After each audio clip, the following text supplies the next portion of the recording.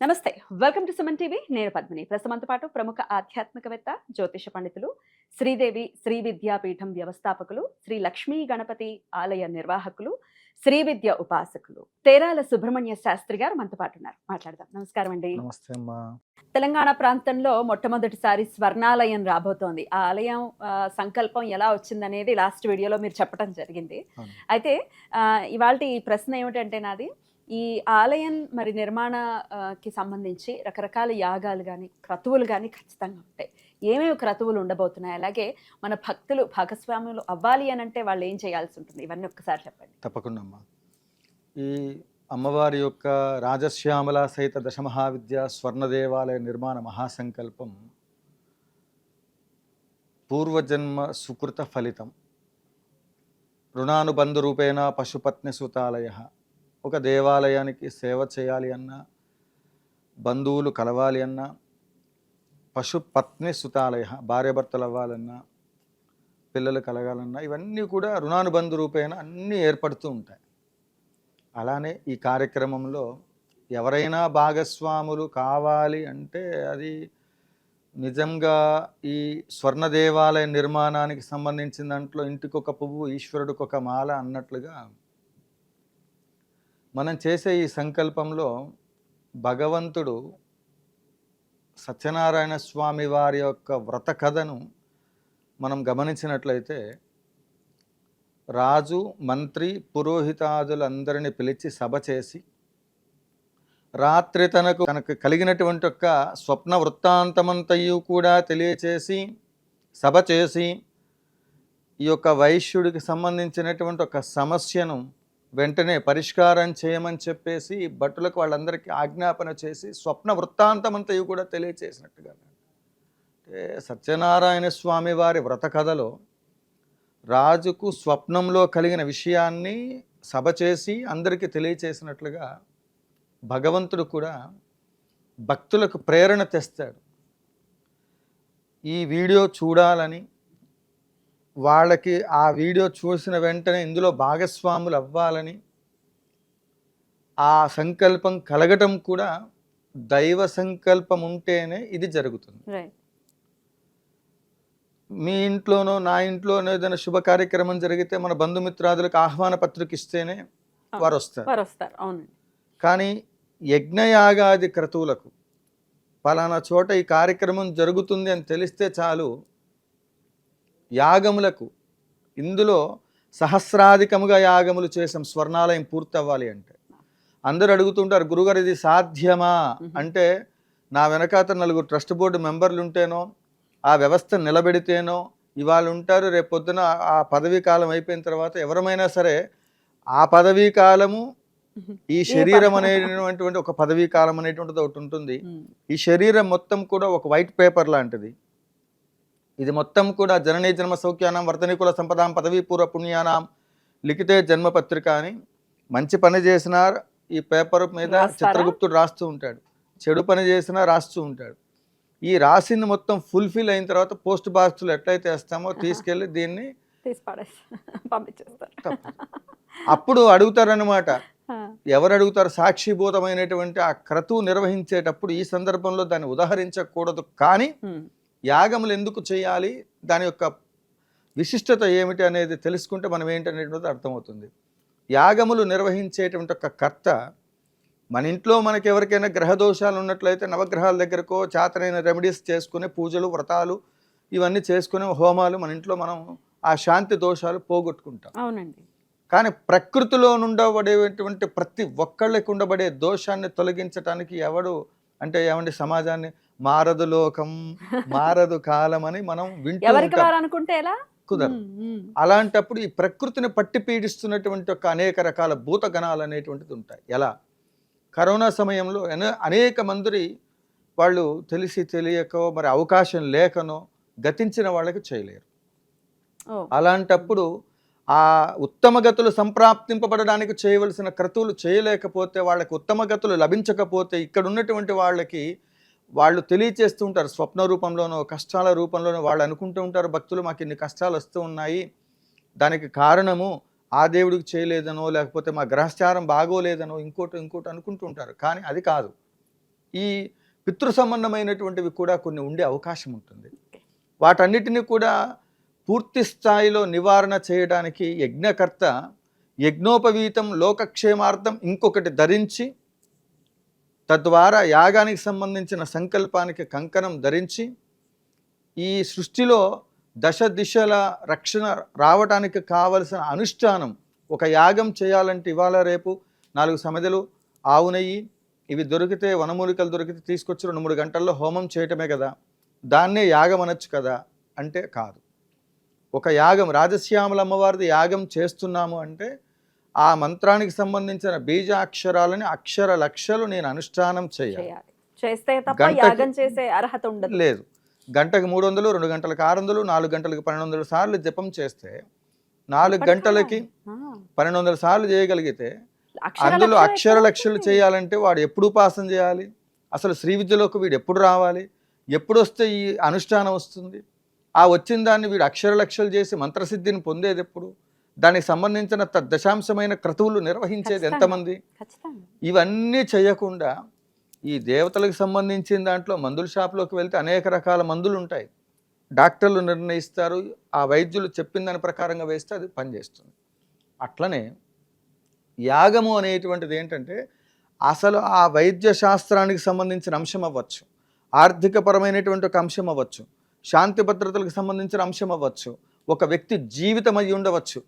ఎంతోమంది వారి ప్రాణాపాయ స్థితిలో ఉన్నటువంటి వాళ్ళని యాగం చేసిన తర్వాత వాళ్ళ జీవితం అగమ్య గోచరం ఉన్నటువంటి వాళ్ళని ఎందరినో ఉద్ధరింప చేసినటువంటి ఒక క్రతువు యాగం. అది లేకుండా ఋషులు యాగాలు చేయలేదు. అక్కడ దాకెందుకు, ఇక్కడ మన రామాయణంలోకి వెళ్ళినప్పుడు లవకుశులు ఇద్దరు కనిపించారన్నప్పుడు సీత అమ్మవారికి వాల్మీకి మహర్షి చెప్పాడు, ఇక్కడ శిష్యులు అందరూ ఉన్నారు, ఆ తామర పుష్పాలతో లలితా సహస్రనామం స్తోత్రపారణ చేస్తూ అమ్మవారికి అర్చన చేయమని చెప్తే, శ్రీరామచంద్రమూర్తితో లవకుశులు ఇద్దరు యుద్ధం చేస్తూ ఉంటే రామనామ జపం చేత వారిని, హనుమంతుల వారిని తీసుకొచ్చి అక్కడ ఆ యొక్క యుద్ధంలో నుంచి రామనామ జపంతో హనుమంతుల వారిని పక్కకి తీసుకొచ్చి ఆశ్రమంలోకి తీసుకొస్తారు. అప్పుడు సీతమ్మవారిని చూడగానే, అమ్మా సీతా తల్లి ఇక్కడున్నావా తల్లి, అక్కడ ఇలా యుద్ధం జరిగిపోతుందంటే వెళ్ళొద్దు అనకుండా చెప్పినా కూడా వినకుండా ఆ మహాతల్లి బయటికి వెళ్ళిన వెంటనే వచ్చిన పరిస్థితులు ఏంటంటే మనకు తెలుసు. కాబట్టి ఒక సంకల్పం సిద్ధించాలనుకున్నప్పుడు దానికి సంబంధించిన నియమాలు, యాగశాల, మంత్రశాస్త్రానికి సంబంధించినటువంటి అన్నీ కూడా పూర్తి స్థాయిలో అక్షర లక్షలు సంవత్సరం పాటు జపం చేస్తే, మాఘమాసంలో పూర్ణావతి అయిపోయిన తర్వాత ఒక నెల రోజులే నేను రెస్ట్ తీసుకుంటాను. మిగిలిన కాలం మొత్తం కూడా రామేశ్వరము ఆయా క్షేత్రాల్లోకి వెళ్ళి అనుష్ఠానం చేసుకొని మరలా యాగం సమయానికి ఇట్లా సహస్రాధికంగా యాగాలు చేశాం. ఇలా చేసినప్పుడు ఆ సంకల్పం సిద్ధించాలంటే ఆ సంకల్ప బలంతో స్వర్ణాలయం అవుతుంది.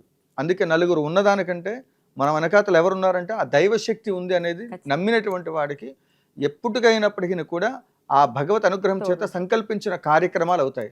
అంటే ఒక స్వర్ణాలయం 50 రూపీస్ జేబులో లేని సుబ్రహ్మణ్య శాస్త్రి స్వర్ణాలయం కట్టాలని సంకల్పం చేసినప్పుడు, ఒక జీవితంలో మీరు కారు కొనుక్కోవాలా, ఇల్లు కొనుక్కోవాలా, మీ పిల్లల చదువుకు డబ్బు కావాలా, లేకపోతే ఆరోగ్యం కోసమా, మీరు సంకల్పం స్పష్టంగా చేయండి, అమ్మవారు ఖచ్చితంగా వరం ఇస్తుంది. కాబట్టి ఆవిడ పేరే అందులో రాజశ్యామల, రాజుకు ఉండబడే లక్షణాలన్నీ ఉంటాయి. సాక్షాత్ లలితా మహాత్రిపుర సుందరి పరాభట్టారికి అమ్మవారే కలియుగంలో వరాలు తీర్చుకోవడానికి వారాహి అమ్మవారినేమో దండినిగా, శ్యామల అమ్మవారిని మంత్రినిగా ఇచ్చింది. ఎలాంటి శత్రుబాధలున్న ఆవిడ్ని ఎందుకు రాజశ్యామల ఆరాధన చేయాలంటే, మనకు ఉండబడేటువంటి ఒక ఆస్తిపాస్తులు, కీర్తి ప్రతిష్టలు ఇవన్నీ కూడా మనల్ని రక్షించడానికి ఆ మంత్రశాస్త్రం ఉపయోగపడుతుంది. మంత్రం మననేతి రక్ష. మనం ఇవేవి చెయ్యం. ఈ గురువు గారే ఒక ఉపాసన పరుడు రాశి ఫలితాలు చూసే వాళ్ళందరూ ఎలా ఉంటారంటే, ఆదివారం రాగానే ఏ పేజీలో ఏ గ్రహస్థితి ఎలా ఉంది, ఈ సిద్ధాంతం ఏం చెప్పాడు, ఆ సిద్ధాంతం ఏం చెప్పాడు, 10 వీడియోలు చూస్తారు భక్తులు, 10 రకాల ఎపిసోడ్లు చూస్తారు. ఒక అమ్మవారి గురించి చెప్తే 10 రకాల వాళ్ళ జిజ్ఞాస, అది వాళ్ళ భక్తి, అది వాళ్ళు ఎందులోనైనా ఒక మంచి విషయం తెలుసుకొని ఆచరించాలనే తాపత్రయం, అది ఒక మార్గదర్శకంగా ఉండాలి. అలా ఆ మార్గంలో మనం ఈ విషయంలో రాజశ్యామల స్వర్ణాలయం విషయంలోకి వెళ్ళినప్పుడు పూర్తి స్థాయిలో ఈ యాగంలో భాగస్వాములు అవ్వటానికి పిలిచినా పిలవకపోయినా ఈ వీడియో చూసినటువంటి వాళ్ళు అదృష్టవంతులు. ఖచ్చితంగా. అమ్మవారి యొక్క అనుగ్రహం, స్వర్ణాలయ నిర్మాణము అనేటువంటిది అమ్మవారు చేసుకుంటుంది. మనమెవరం? నేనెవరిని? సుబ్రహ్మణ్య శాస్త్రి అనే వ్యక్తి నాన్ సెన్స్, ఇక్కడ అసలు ఆ ప్రసక్తేలే. అమ్మవారే ఆ సంకల్పాన్ని తీర్చిదిద్దుకుంటుంది, అమ్మ చేయించుకుంటుంది. సేవలో నేను చేస్తున్నా, మీరు చేయండి, మనం అందరం కలిసి ఆ ఆలయాన్ని రాబోయే తరాలకు ఇద్దాం ఆస్తిపాస్తులుగా. ఖచ్చితంగా. అయితే పిల్లలకి 11 లక్షల కొబ్బరికాయలతో కూడా హోమాన్ని ఒకటి సంకల్పించారు. దాని గురించి ఒక్కసారి ఈ చెప్పండి. 11 లక్షల కొబ్బరికాయలు ఎందుకు అంటే, ఇక్కడ ఒక్కొక్క విద్యకు సంబంధించి 1,00,000, రాజశ్యామలకు 1,00,000, బగలాముఖికి 1,00,000 హోమంలో వేస్తారా? హోమంలో ఈ డైరెక్ట్ గా కొబ్బరికాయలు? వేస్తాము. ఇలా వేసేటప్పుడు ఈ కొబ్బరికాయలు ఎవరైతే ఇస్తారో, మన ఇంట్లో ఎంతమంది అయితే ఉంటారో అమ్మ, ఒక 5గురు ఉన్నాం అనుకోండి. 5గురు కలిసి 5గురు పేరుతోటి 5గురు కొబ్బరికాయలు వాళ్ళ కుటుంబం శ్రేయస్సు కోసం అని చెప్పి ఆ కొబ్బరికాయలను వాళ్ళు సమర్పిస్తే, ఇక్కడ గురువుగారు ఇంత పెద్ద స్వర్ణాలయం అంటున్నారు, మరి ఆ పేరుకు తగినట్టు కటౌడు తగ్గట్టుగా మా ఆస్తులు ఏమైనా రాసి ఇవ్వాలంటే అవేం అక్కర్లా. మీరు ఇంట్లో పూజ చేసుకునేటప్పుడు గురువుగారు సంకల్పం చేశారు, సుబ్రహ్మణ్య శాస్త్రి, మనం అందరం కలిసి ఆ గుడి పూర్తవ్వాలని దండం పెట్టుకొని ముందు యాగానికి అమ్మవారు తృప్తి చెందడానికి కావాల్సిన యాగద్రవ్యాలు ఇవ్వండి, అమ్మవారి శక్తిని తెచ్చుకుందాం, అమ్మవారే అన్ని తెచ్చి అక్కడ పెడుతుంది. కాబట్టి ప్రతి ఒక్కళ్ళు కూడా 11 కోట్ల కుంకుమార్చన అన్నాం. అక్కడ రాజశ్యామలమ్మ వారికి 1 కోటి కుంకుమార్చన చేస్తే శాంతి కోసం 1,00,000 కొబ్బరికాయలు ఆహారంగా ఇస్తాం. హోమంలో బగలాముఖికి 1 కోటి కుంకుమార్చన జరిగితే మళ్ళీ 1,00,000 లక్ష. అమ్మవారికి. అందుకని 11 కోట్ల కుంకుమార్చన, 11 లక్షలతో కొబ్బరికాయలు. హోమం. ఇలా ప్రతి వాళ్ళు మీకు ఏ కష్టం ఉన్నా సరే ఆ కొబ్బరికాయలని మనకి ఆలయానికి ఆ యాగానికి సంబంధించిన దాంట్లో, కుంకుమార్చనకు సంబంధించిన దాంట్లో మీరు ఒక గ్రాము కుంకుమ, ఒక కొబ్బరికాయ, నేను అడుగుతుంది స్వర్ణాలయం పూర్తవ్వాలంటే ముందు పసుపు కుంకుమ మంగళ ద్రవ్యాలు ఇవ్వండి అమ్మవారికి. అది మళ్ళీ అమ్మవారు తీసుకొని మనం అమ్మవారి నుండి వచ్చేటువంటి ఒక ప్రతిఫలం మళ్ళీ ఆవిడకి ఇల్లు కట్టాలనుకోవటంలో ఇవి ఇస్తున్నామంటే ఆవిడ అక్కడి నుంచి చూస్తుంది, ఓరు దుంపలాగా వీళ్ళు ఇన్నిసార్లు నన్ను పిలుస్తున్నాం మన ఇంటి ముందుకి భిక్ష, నాకు ఏదైనా అవసరం వచ్చింది అక్క వెళ్ళి అమ్మ నాకు ఇది కావాలి భవతి భిక్షాందేహి అని అడిగినప్పుడు వీడు దుంపదగా వీడు పదే పదే అడుగుతున్నాడు, ఇంట్లో ఉన్న వాళ్ళు ఏం చేస్తున్నారో పోయి అని ఎట్లయితే ఇస్తారో అలా అమ్మవారి వైపు ఇన్ని కోట్లు ఇన్ని జపం ఎందుకండి అంటే ఆ అమ్మవారి యొక్క అనుగ్రహం ఆవిడికి తిరిగి మళ్ళీ స్వర్ణాలయం కట్టాలనే దాంట్లో నీ ఒక కొబ్బరికాయో, ఒక పసుపో, ఒక కుంకుమో, నీ కష్టపడిన దాంట్లో నుంచి నిత్యంచ శాశ్వతంచ ధ్రువమక్షరం పరమం పదమైనటువంటి ఒక మహోత్తరమైన కార్యక్రమంలో నీకు చేతనైంది ఇమ్మంటున్నాం. యాగానికి కూడా కూర్చుంటే ఎంత కట్టాలని అంటే ఈ కార్యక్రమం సంకల్పం చూసి మీకు ఏది చేతనైనా స్వామివారికి అమ్మవారికి సంబంధించిన ట్రస్ట్, శ్రీదేవి శ్రీ విద్యాపీఠం ట్రస్ట్ ద్వారానే పంపించండి. ప్రతి రూపాయి రసీదు పాస్ చేసుకోండి. తర్వాత దానికి సంబంధించిన రాజపోషకులు, మహారాజ పోషకులు, విగ్రహదాతలు వీళ్ళందరూ కూడా అమ్మవారికి విరాళం ఇచ్చేది ఎందుకు, దేవాలయ నిర్మాణాల కంటే ఇంట్లో పూజ చేసినా చేసుకోకపోయినా ఈ ఆలయానికి విరాళాలు ఇవ్వటం వల్ల వీళ్ళకి అనంతమైన పుణ్యం, నిత్యార్చన ఫలితం వాళ్ళకి వస్తుంది. అందువల్ల ప్రతి ఒక్కళ్ళు ఇది చేయటం వల్ల ఏం జరుగుతుంది అంటే మీకుండబడేటువంటి ఒక సమస్త విధములైనటువంటి ఒక సంకల్పాలన్నీ సిద్ధిస్తాయి, నాది హామీ. ఎప్పుడండి, ఎప్పుడు జరగబోతోంది ఇది? రేపు జనవరి మాఘమాసంలో పాఠ్యమి నుండి సంకల్పం. ఈ మొత్తం సంఖ్య మనం 11 కోట్ల కుంకుమార్చన పూర్తవ్వాలి, 11 లక్షల కొబ్బరికాయలు రావాలి. అది డేట్, ఎండింగ్ డేట్ అమ్మ నిర్ణయం. ఈ ద్రవ్యం ఇచ్చింది అమ్మవారి దగ్గర నుంచి తొందరగా భక్తుల దగ్గర నుంచి కొబ్బరికాయలు, కుంకుమ ఇవన్నీ రావాలి, మంగళ ద్రవ్యాలు. అమ్మవారు ఏంటంటే ఇప్పుడు 16 అడుగుల విగ్రహం యాగశాలలో, ఆవిడకి అంత ఆహారం సమర్పణ చేయాలి. అందుకే ఇంట్లో కూడా విగ్రహాలు వాటి పెట్టుకున్నప్పుడు ఏంటంటే ఖచ్చితంగా ప్రామాణికంగా ఆహారం పెట్టాలి, పెద్ద పెద్ద ఉంటే. అలాంటప్పుడు ఇప్పుడు మనం ఆ సంకల్పం పెడుతున్నాం, కోరికను అనుసరించి సంకల్పం. అంటే భగవంతుడికి కూడా ఇన్ని చేయాలండి అంటే ఖచ్చితంగా మన కామ్యం సిద్ధించాలంటే దానికి తగినటువంటిది శాస్త్ర ప్రామాణికంగా అన్ని ఆచరించాలి. అద్భుతం అండి, చాలా మహోత్కృష్టమైనటువంటి కార్యక్రమాన్ని సంకల్పించుకున్నారు. మరి ఇట్లా మీ కుటుంబానికి సంబంధించి మీరు పంపించాలి, ఎలా పంపించాలి అనుకుంటే స్క్రీన్ మీద కనపడుతున్నటువంటి నంబర్లకి కాంటాక్ట్ చేయండి మరిన్ని వివరాల కోసం. చాలా చాలా కృతజ్ఞతలండి, చాలా చక్కగా మాకు తెలియజేశారు. నమస్కారం అండి. నమస్తే అమ్మా.